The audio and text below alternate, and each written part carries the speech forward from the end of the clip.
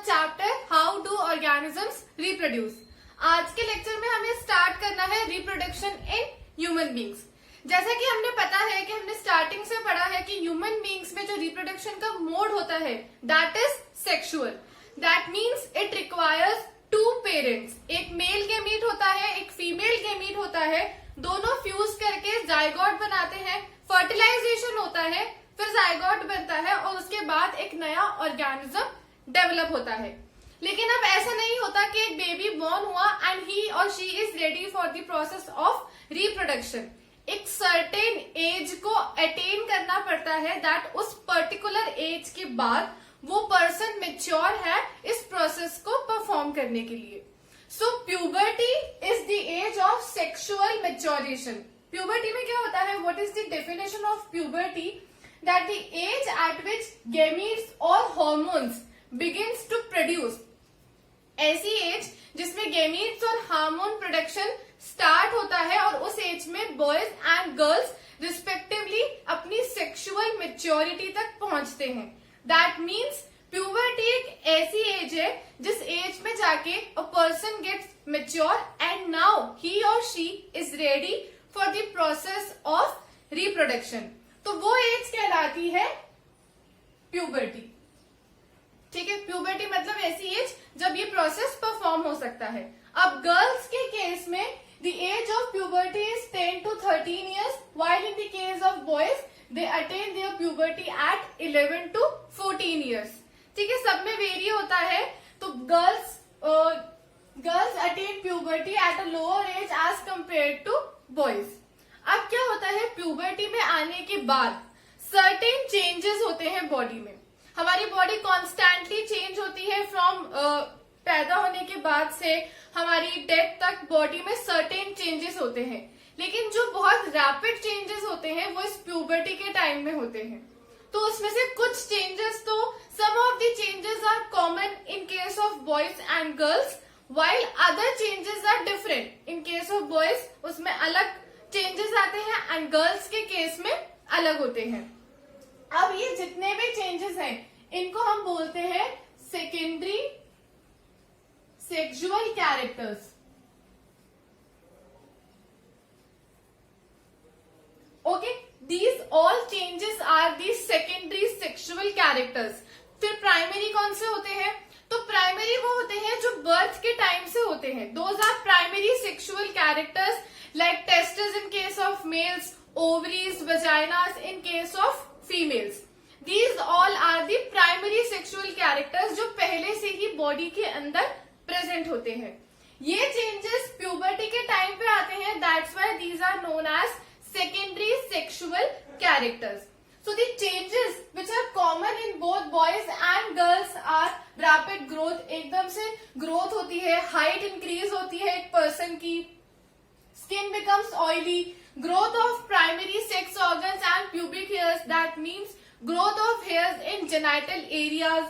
next आ जाता है growth of pimples, skin oily होती है, pimples आते हैं skin पे। awareness about oneself, हर एक इंसान जो होता है every boy and girl gets aware about herself की और himself कि वो कैसा दिख रहा है, उसकी appearance कैसी है। we get more conscious about ourselves and how we look। ठीक है, उसका मतलब होता है अवेयरनेस अबाउट वनसेल्फ। और अग्रेसिव इमोशनल चेंजेस, इस एज में इमोशनल चेंजेस बहुत ही रैपिड आते हैं। दैट मीन्स अ पर्सन में become happy in very small things, या फिर बहुत ही छोटी चीज पे बहुत ज्यादा गुस्सा कर जाना। तो रैपिड इमोशनल चेंजेस, अग्रेसिवनेस, एकदम से गुस्सा आ जाना। ठीक है, तो ये सारे जो चेंजेस होते हैं these are common in case of boys and in case of girls. ये दोनों के केस में होते हैं। So these are common. अब जो चेंजेस अलग अलग होते हैं, changes in case of boys and changes in case of girls, depend करता है, अलग अलग होते हैं दोनों में। Okay, which differentiates a person as if he और शी इज अ गर्ल और अ बॉय। इन कैरेक्टर्स के बेसिस पे डिफरेंशिएट होता है। लाइक बॉयज में क्या होता है, broadened shoulders, wider chest, growth in muscles, body hairs, low pitched voice, pitch low होती है मेल्स की वॉइस की। ठीक है, शोल्डर्स ब्रॉड होते हैं, चेस्ट ब्रॉड हो जाती है, वाइडर हो जाती है। ठीक है, मसल्स स्ट्रांग होते हैं, बॉडी हेयर्स पे ग्रोथ होना, these all are the changes which occurs in boys, while those changes which occur in girls are broadening of the region below waist, waist के नीचे का region broad होता है, development of mammary glands, beginning of menstruation and high pitched voice.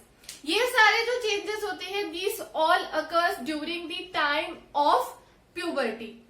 So this was about the general introduction कि puberty क्या होती है और किस एज में आके a particular organism, एक particular human being is ready for the process of reproduction. तो अब हमें इसके आगे पढ़ना है, मेल रिप्रोडक्टिव ऑर्गन पढ़ने हैं, मतलब कहाँ पर मेल गैमीट बनता है, उसके बाद we have to study female reproductive organ and then we have to study fertilisation. In today's lecture, we'll study about male reproductive organs.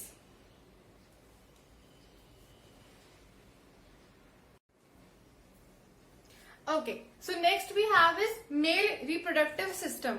इसमें हमें ये पढ़ना है कि which are the organs that are responsible for the formation of male gamete and which are the organs that are responsible for the transfer of gametes from a male to a female. तो देखो दो तरीके के organs होते हैं. Primary sex organ तो वो होगा which will form the gamete, जो गैमीट को बनाएगा, एंड सेकेंडरी सेक्स ऑर्गन वो होता है जो ट्रांसफर करता है, जो एक मीडियम होता है which transfers the gamete from male to the female. तो सबसे पहले will start with the primary sex organ, जिसमें सबसे पहले हमारे पास है testis. Now testis are present outside the abdominal cavity, और जहां वो प्रेजेंट होते हैं it is a sac like structure which is known as scrotum. ठीक है, that structure is known as scrotum, जिसमें टेस्टिस प्रेजेंट होती है, and these are present outside the abdominal cavity because जो स्क्रोटम का जो टेम्परेचर होता है it is approximately 3 to 4 degrees lower than the internal body temperature. See, अब ये एब्डोमिनल कैविटी के बाहर प्रेजेंट है, मतलब these are present outside the body which are contact to the external environment. तो उसका जो टेम्परेचर होगा वो इंटरनल एनवायरमेंट के कंपैरिजन में 3 से 4 डिग्री लोअर होगा. और वो टेस्टिस एक्सटर्नल एनवायरमेंट में प्रेजेंट होना इसलिए जरूरी होता है क्योंकि स्पर्म के फॉर्मेशन एंड मैच्योरेशन के लिए it requires a lower temperature than the internal body temperature. जो बॉडी का नॉर्मल टेम्परेचर होता है उससे 3 से 4 डिग्री लोअर टेम्परेचर रिक्वायर्ड होता है स्पर्म के फॉर्मेशन एंड मैच्योरेशन के लिए. That's why these testis are present outside the abdominal cavity in a sac like structure known as scrotum. Now testis is responsible for the production of male gamete which is known as sperm. Human के case में The male gamete is known as sperm, और उस sperm को बनाने के लिए responsible होती है टेस्टिस. साथ ही साथ testis also secretes a male hormone which is known as testosterone. Testosterone नाम का हार्मोन सिक्रीट करती है टेस्टिस. अब टेस्टोस्टेरोन के दो फंक्शन होते हैं. सबसे पहले तो स्पर्म के फॉर्मेशन में हेल्प करना, and secondly it also helps in the secondary sexual characters. उन सेकेंडरी सेक्सुअल कैरेक्टर्स को डेवलप करने में हेल्प करता है testosterone hormone. See, first of all it is responsible for sperm and development of secondary sexual characters.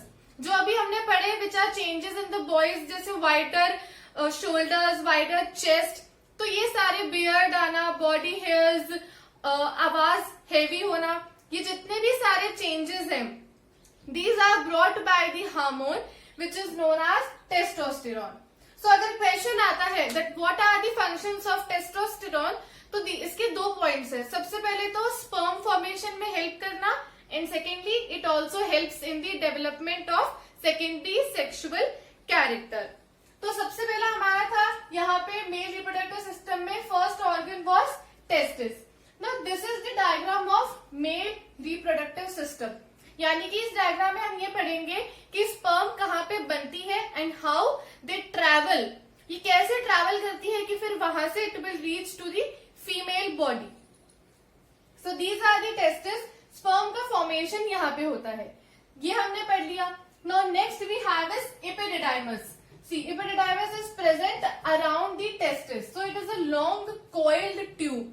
ये इस diagram में ऐसा दिख रहा है, but actually epididymis is a long coiled tube जो कि स्पर्म को स्टोर करती है टेम्पररी बेसिस पे. स्पर्म एक बार यहां से फॉर्म हो गई, then these are stored inside the epididymis. Now epididymis का क्या फंक्शन होता है? It helps in the maturation of sperms. क्योंकि क्या होता है कि टेस्टिस में जो स्पर्म बनी, these are not ready for the fertilization. जो टेस्टिस के अंदर जब स्पर्म होती है, दीज आर इमेच्योर, ये फर्टिलाइज नहीं कर सकती. तो प्रोड्यूस होने के बाद the sperm are stored in this epididymis which is a tube like structure. और वहां पे जाने के बाद फिर वो स्पर्म मेच्योर होती है. दैट मीन्स एपिडिडाइमस में स्टोर होने के बाद now the sperm is ready for fertilisation. Epididymis के बाद हमारे पास आता है vas deferens. Okay, vas deferens का काम होता है स्पर्म को एपिडिडाइमस से लेकर यूरेथ्रा तक ट्रांसपोर्ट करने का. ठीक है, it is a long tube like structure जो एपिडिडाइमस से स्पर्म को लेगा एंड यहां से लेके फिर इसको लेकर आएगा यूरेथ्रा तक. From here to inside this. Okay, it carries sperm from epididymis and it joins with the urethra for ejaculation of sperm. मतलब ये जाके यूरेथ्रा में ज्वाइन हो जाएगा एंड जब इजैकुलेशन का टाइम आएगा, that when the sperm has to be released inside the female body, तब फिर वो along इस pathway के साथ it will release to the environment of female body. तो वास डिफरेंस का काम हो गया सिंपली स्पर्म को कैरी करना यूरेथ्रा तक. This was about the 3. अब नेक्स्ट हम पढ़ेंगे जो ग्लैंड्स इन्वॉल्व होते हैं स्पर्म के और फर्दर डेवलपमेंट में, that will study next.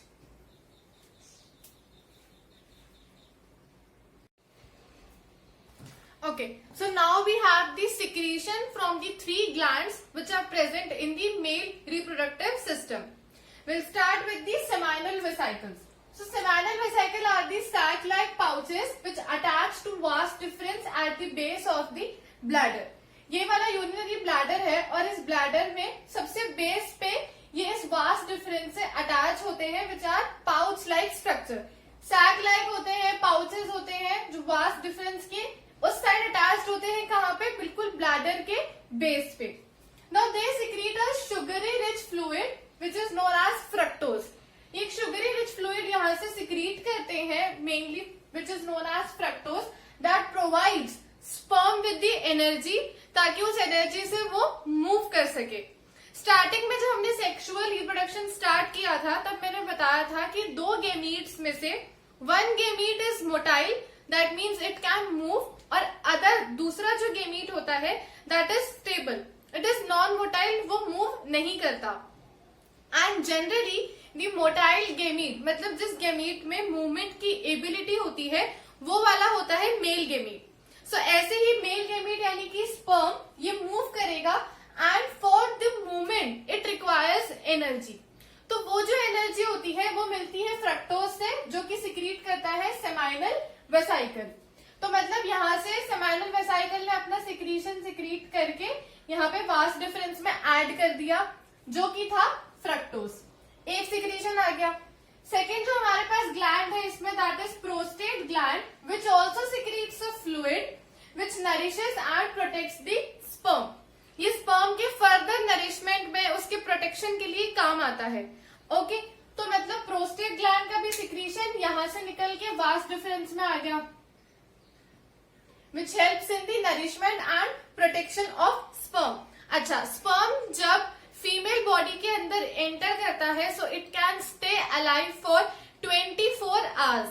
24 hours तक वो रहता है तो उतने टाइम में उसको प्रोटेक्शन एंड नरिशमेंट प्रोवाइड कराने का काम इस फ्लूइड के द्वारा होता है जो कि सिक्रीट करता है prostate gland. Next gland we have is bulbourethral gland. ये ग्लैंड में एक फ्लूइड सिक्रीट करता है जो कि लुब्रिकेशन में हेल्प करता है. नाउ अब वापस से तीसरा वाले ग्लैंड का भी सिक्रीशन यहाँ पे आ गया. Now this pathway is urethra. ठीक है, यहां तक था हमारा vas deferens and this is the urethra which is यहां से ट्रांसफर होती है स्पर्म. सो यूरेथ्रा में अगर कोई एसिडिटी है, कोई एसिड वाला एलिमेंट है जो स्पर्म को नुकसान पहुंचा सकता है, या फिर वो प्रॉपरली लुब्रिकेटेड नहीं है, तो स्पर्म के ट्रांसपोर्ट में इट कैन कॉज हिंड्रेंस। तो उस एसिडिटी को रिमूव करना एंड पूरे यूरेथ्रा के पाथवे को लुब्रिकेट करने का काम होता है उस सिक्रीशन का, which is secreted by this bulbourethral gland. So अब ये तीनों ग्लैंड्स के secretion along with the sperm, that means sperm plus the secretion from all the 3 glands, अगर ये सबको मिक्स कर दिया जाए then the combined fluid is known as semen.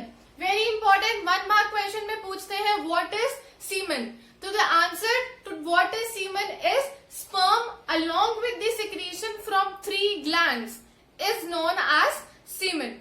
तो यहां तक आके now the semen is ready for the ejaculation और for the entrance inside the female body. Okay, so now next we'll study about the secondary sex organ.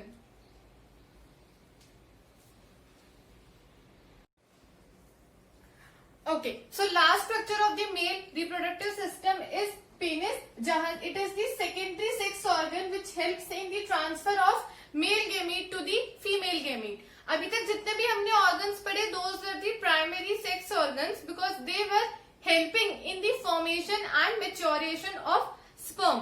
Penis is the secondary sex organ because it helps in the transferring or delivering the male gamete to the female gamete. तो यहाँ तक urethra में आके the semen was completed by having 3 secretions from the 3 glands and along with the sperm. So the secretion of semen is like this and it is transferred outside the body through the end of the penis. So this was our today's topic which was the male reproductive system, जिसमें हमने पूरा system study किया with along with all the organs and the diagram. Thank you for listening.